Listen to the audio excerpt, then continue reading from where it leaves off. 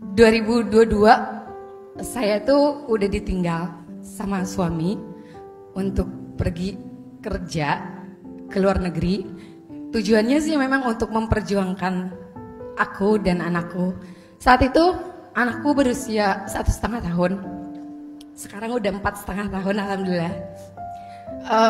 Dia tumbuh besar tanpa parenting dari ayahnya, yang mana selama ini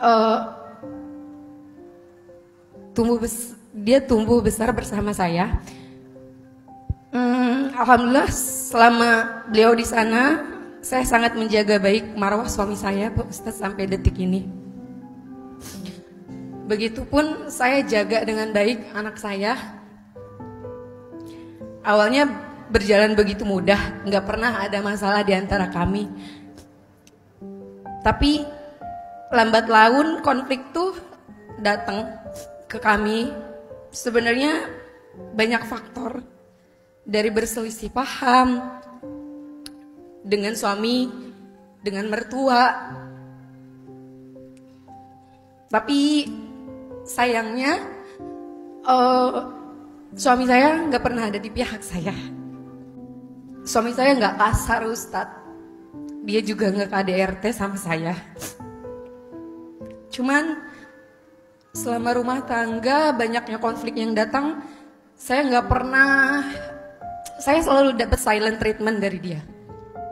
Yang mana saat itu saya mikir saya hanya bisa menyampingkan perasaan saya, karena menurut saya rumah tangga kan nggak hanya soal perasaan ya, sangat kompleks banget. Sampai pada akhirnya saya sudah hampir 1 tahun ini lost contact dengan beliau. Alhamdulillah dia masih panjang umur, Pak Ustadz. Dia masih kirim WhatsApp ke saya, hanya sekedar kirim bukti transfer. Alhamdulillah dia masih menafkahi kami. Tapi yang maksud saya, kayaknya rumah tangga tuh kan gak cuma soal nafkah ya, Pak Ustadz. Saya menguatkan diri selama ini, selama dia pergi,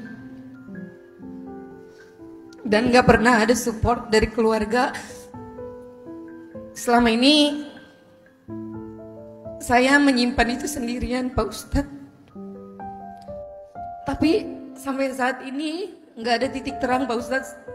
Sampai pada akhirnya 12 Ramadan kemarin ibu saya berpulang. Itu titik terberat bagi saya, yang mana selama 3 tahun beliau berjuang melawan sakitnya. Saya gak bisa ngomong apapun sama ibu. Saya gak mau membebani ibu dengan masalah saya.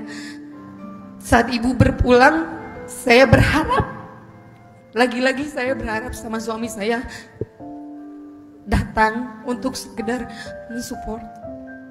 Tapi saya gak dapet itu, Bos. Sampai saya sakit kemarin, masuk rumah sakit, bolak-balik psikiater, psikolog, ke penyakit dalam, gak ada, Ustadz.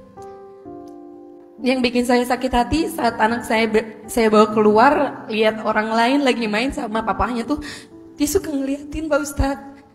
Terus yang bikin saya sakit hati, dia selalu minta digendong sama ayahnya temennya, yang mana mungkin saat ini dia masih butuh gitu. Saya sudah meminta maaf berulang kali, meminta untuk dia bisa berkomunikasi dengan kami. Saya juga sudah berintrospeksi diri tentunya, tapi tidak ada hasilnya, Ustadz, ikhtiar saya.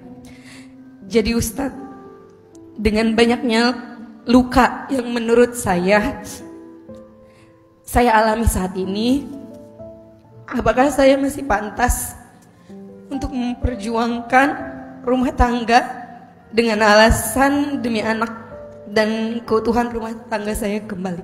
Dengan segala kerendahan hati saya sebagai seorang istri yang insya Allah sampai detik ini saya masih menjaga marwah suami saya, diri saya dan anak saya. Jika memang menurutnya saya sangat-sangat bersalah dan berdosa sebagai seorang istri selama ini, saya memohon ampun, saya meminta maaf. Saya hanya ingin dia bisa membuka komunikasi, paling tidak untuk anaknya, karena sekarang dia udah banyak pertanyaan Ustadz, dan saya udah kehabisan alasan buat dia. Kok papi nggak telepon, kok papi nggak ucapin birthday sama kakak, kok papi nggak kasih hadiah buat kakak, dan masih banyak lagi gitu. Jadi aku mohon, mungkin terlepas dari ketidakharmonisan keluarga kami, baik saya dengan mertua, saya hanya ingin anak saya tidak mendapatkan hal yang buruk.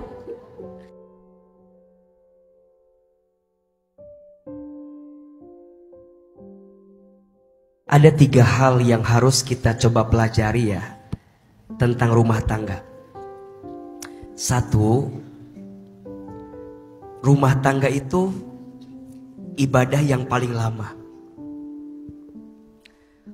Kalau rumah tangga itu ibadah, berarti setiap perjuangannya ada pahala atau tidak? Pahalanya kecil apa besar? Kalau pahalanya besar, godaannya dikit apa banyak? Maka izin ya, perjuangkan rumah tangga sampai di titik mana kita bisa bertahan dengan segala kebaikan. Berpisah, bercerai harus jadi opsi yang terakhir, sangat terakhir, setelah semua tidak bisa diperbaiki lagi. Bercerai itu boleh walaupun dibenci oleh Allah. Dan ingat, ketika kita memilih untuk bersama, berjuang, mempertahankan rumah tangga, bukan karena semata-mata aku mencintaimu, kamu mencintaiku, tapi betul tadi bahwa ada seseorang yang Allah titipkan kepada kita. Siapa? Anak. Walaupun ahilman tidak membenarkan juga seseorang bertahan karena anak, bukan itu. Bertahannya bukan karena anak, tapi bertahannya memang kita sepakat untuk memperbaiki hubungan di antara kita. Kekurangan ada, kehilapan ada, kesalahan pasti ada, tapi fokusnya perbaikan. Aku tidak menikahimu karena masa lalumu, tapi aku menikahimu karena masa depan bersamamu. Engkau mau menjadi pribadi yang makin baik ke depan. Ingat, kenapa istri harus bahagia? Karena anak tidak akan mungkin bahagia kalau ibunya tidak bahagia.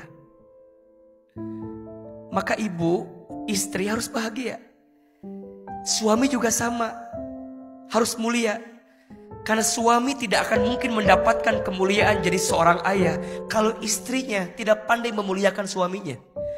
Kalau niatnya ibadah, kita akan menemukan jawaban. Semua perjuangan rumah tangga kita pasti ada pahalanya. Teteh lagi diuji rumah tangga. Suami masih sayang rasanya sama teteh. Beliau masih ngasih nafkah. Tapi mungkin yang Aa pahami, ada luka yang tidak bisa diceritakan oleh beliau. Ada perasaan mungkin yang tidak bisa diungkapkan. Ada kekosongan di hati. Apalagi mohon maaf, jaraknya berjauhan. Yang dekat aja.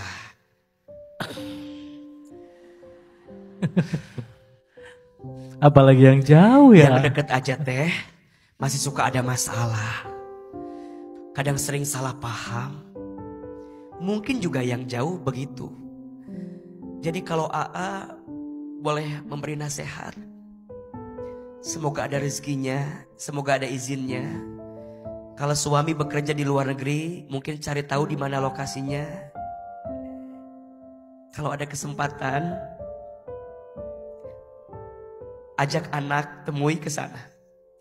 Kalau ternyata suami nggak boleh, ya berarti memang mungkin dia tidak ingin rumah tangga ini berjalan dengan segala kebaikan ke depan. Istri harus tahu suami ada di mana. Gak bisa pokoknya di luar negeri aja. Harus tahu. Betul yang jadi berat itu adalah anak. Ini pesan buat semua ya. Kita mungkin punya masalah dengan pasangan.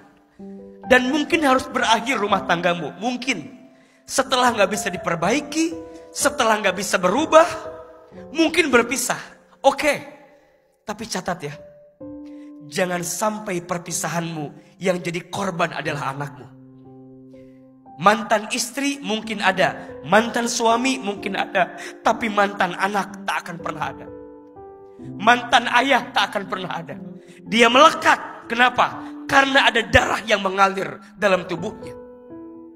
Maka teteh berjuang bukan semata-mata tentang pernikahan ini, tapi tentang tumbuh kembang anak yang juga harus bahagia. Maka ini pesannya, kalau bunda, kalau ayah sedang bertengkar dengan pasangan, jangan menunjukkan pertengkaranmu di depan anakmu. Karena itu akan jadi sesuatu yang terus direkam oleh bayangan anakmu. Apapun yang terjadi, belajar menyembunyikan luka. Belajar merahasiakan sakit. Belajar menyelami, mendalami setiap luka hati yang pernah dirasakan. Mungkin tidak sembuh sempurna, tapi setidaknya kita bisa lebih kuat menjalani hari ke depan. Hati-hati ya. KDRT itu bukan hanya tentang kekerasan fisik. KDRT itu bukan hanya tentang kekerasan verbal. Tapi sekarang ada istilahnya silent treatment. Didiemin sama pasangan juga. Menurut Ahilman itu KDRT. Sakit gak didiemin gitu? Dibuat gak jelas. Ini dibawa kemana? Rumah tangga itu tangga berharga untuk mendapatkan surga. Bukan tentang aku mencintaimu, kamu mencintaiku. Bukan itu. Tapi rumah tangga jadi jalan yang ketika bersamanya menjadikan kita mendekat kepada Allah dalam setiap kebaikannya. Maka ayo berbenah, berubah. Hidup harus melangkah. Kata bismillah. Kalaupun nanti harus patah dan semua selesai, yang hancur rumah tanggamu, bukan hidupmu. Yang gagal rencanamu, bukan masa depanmu. Teteh masih punya anak, tatap dia, peluk dia, cium dia. Kalau sedang ngerasa lemah dalam hidup, lihat dia saat tidur, peluk badannya. Percayalah, itu kekuatan yang akan menguatkan kita untuk lebih tumbuh baik ke depan.